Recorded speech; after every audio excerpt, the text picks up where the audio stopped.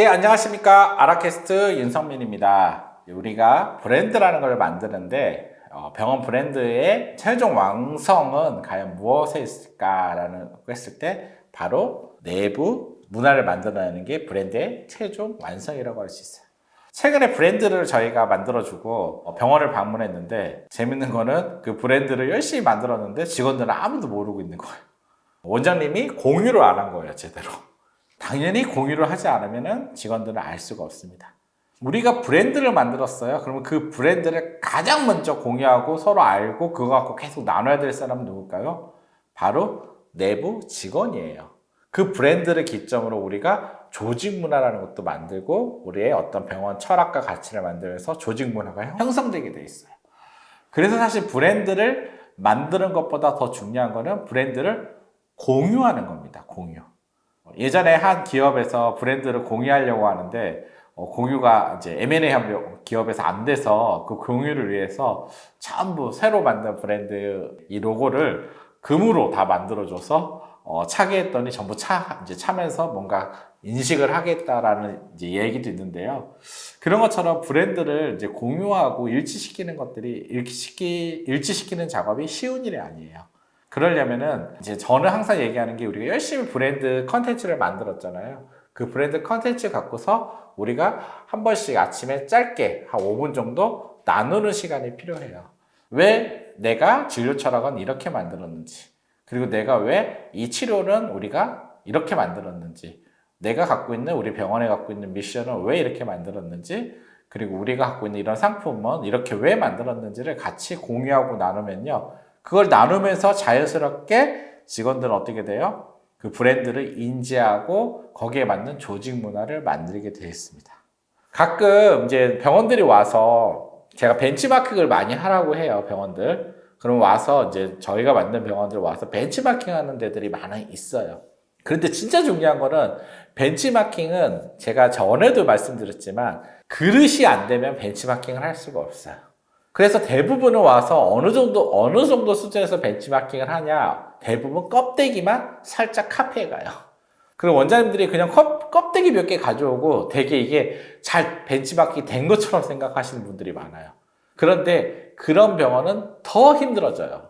벤치마킹은 껍데기를 가져오는 게 아니라 그 가지고 있는 본질을 갖고 와야 되잖아요. 그래서 본질을 갖고 오려면 그냥 가서 훌쩍 보고 이거 이러네 이런 식으로 가져와서 벤치마킹이 될 수 없습니다. 벤치마킹을 정식으로 요청을 하고 내가 배우러 왔습니다. 그리고 어떤 거를 배우고 궁금하고 질문하고 또 만들 때 뭐가 힘들었는지 뭐는 괜찮았는지 내가 하려고 하는데 어떻게 해야 되는지를 진심으로 어떤 본질적인 걸 갖고 오기 위해서 배우셔야 돼요. 미팅도 하고 질문도 하고 이렇게 해도 가져오기가 힘든데 그냥 대부분 정말 비양심적으로 가서 껍데기만 살짝 벗겨가지고 딱 집어넣는 병원들이 많아요. 저희가 병원 컨텐츠를 만들다 보니까 또 그 컨텐츠를 그대로 카피해서 쓰는 병원들이 있어요. 근데 저는 사실 그냥 쓰라고 놔둬요. 왜?